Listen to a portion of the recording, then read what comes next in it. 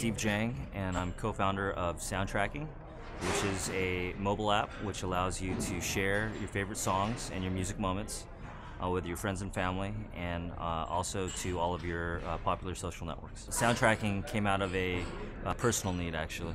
I was a heavy user of Twitter and Foursquare and Facebook, and just didn't have an application that let me share a music snippet with a photo and a location and a caption all in one sort of visual display.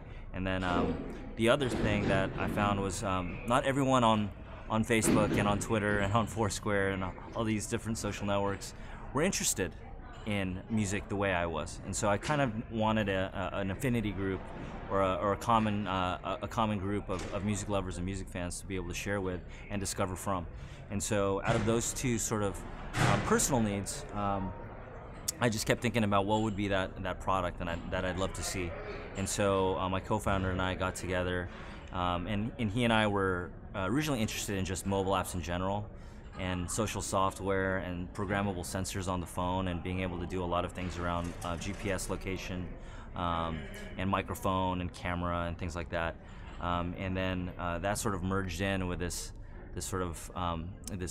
emerging need that we had personally to be able to, we both love music, to be able to share that easily and have a community for that as well. I wouldn't say the core of a startup is any easier the second or third or fourth time around.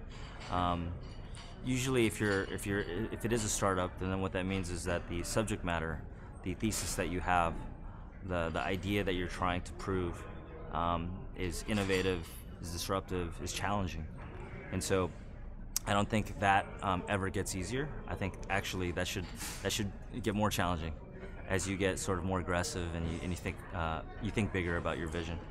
But the mechanics of a startup, the building, the actual sort of logistics and the building of the company and the mistakes that you make along the way, yes, you learn from those. And so I would say that it might get easier, or you might get better at sort of pattern recognition in the startup action or in the startup mechanics of building a startup. But then the subject matter and the thesis that you're trying to prove should always be challenging. I go on surf trips a lot, and when I was younger, there was a big cliff in Hawaii that was off the sort of southern tip of Maui, and there's this big cliff, and it jumps into about a 10-foot pool, not even 10 feet actually, and a lot of my local friends would tell me, "Oh, just jump, just jump."